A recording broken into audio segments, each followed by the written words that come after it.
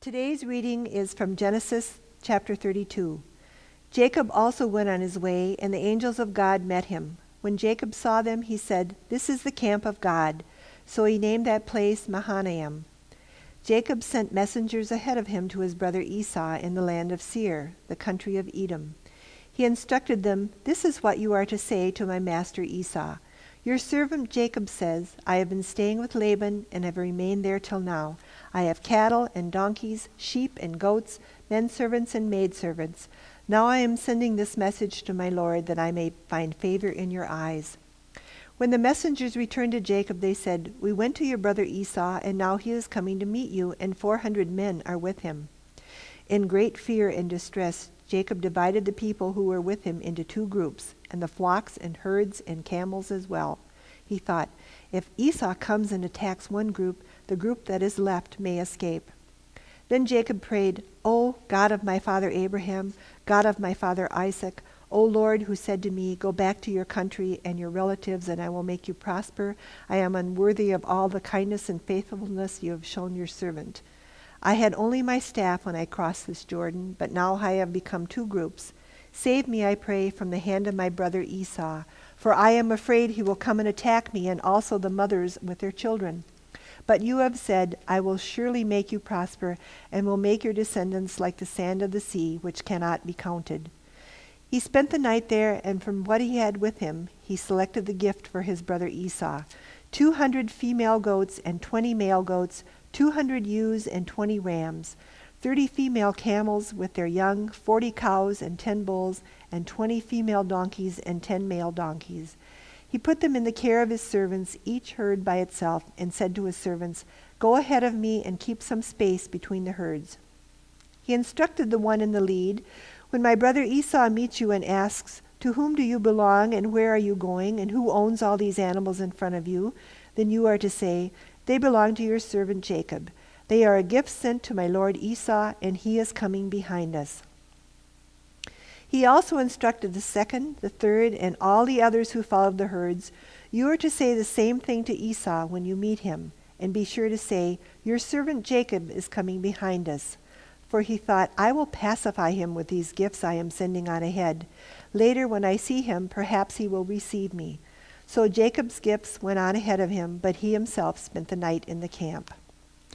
That night Jacob got up and took his 2 wives, his 2 maid servants, and his 11 sons, and crossed the ford of the Jabbok.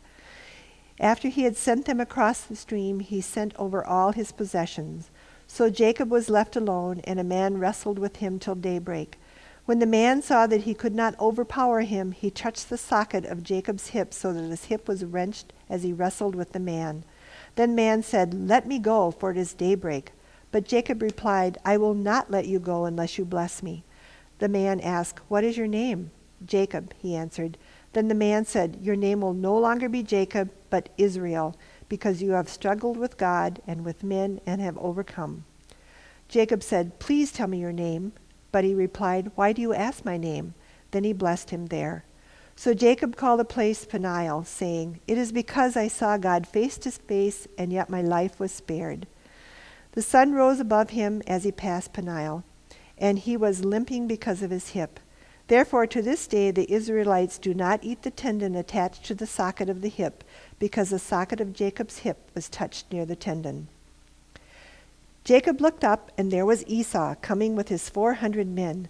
So he divided the children among Leah, Rachel, and the 2 maidservants. He put the maidservants and their children in front, Leah and her children next, and Rachel and Joseph in the rear. He himself went on ahead and bowed down to the ground several times as he approached his brother. But Esau ran to meet Jacob and embraced him. He threw his arms around his neck and kissed him, and they wept. Then Esau looked up and saw the women and children. "Who are these with you?" he asked. Jacob answered, "They are the children God has graciously given your servant." Then the maidservants and their children approached and bowed down. Next Leah and her children came and bowed down. Last of all came Joseph and Rachel, and they too bowed down. Esau asked, "What do you mean by all these droves I met?" "To find favor in your eyes, my lord," he said. But Esau said, "I already have plenty, my brother. Keep what you have for yourself." "No, please," said Jacob. If I have found favor in your eyes, accept this gift from me. For to see your face is like seeing the face of God now that you have received me favorably. Please accept the present that was brought to you, for God has been gracious to me, and I have all I need." And because Jacob insisted, Esau accepted. Then Esau said, "Let us be on our way. I will accompany you." But Jacob said to him, "My Lord knows that the children are tender, and that I must care for the ewes and cows that are nursing their young. If they are driven hard just one day, all the animals will die. So let my Lord go on ahead of this servant, while I move along slowly at the pace of the droves before me, and that of the children, until I come to my Lord in Seir." And Esau said, "Then let me leave some of my men with you." "But why do that?" Jacob asked. "Just let me find favor in the eyes of my Lord." So that day Esau started on his way back to Seir. Jacob, however, went to Succoth, where he built a place for himself and made shelters for his livestock. That is why the place is called Succoth. After Jacob came from Paddan Aram, he arrived safely at the city of Shechem in Canaan, and camped within sight of the city. For 100 pieces of silver he bought from the sons of Hamor, the father of Shechem, the plot of ground where he pitched his tent. There he set up an altar and called it El Elohe Israel. Here ends the reading.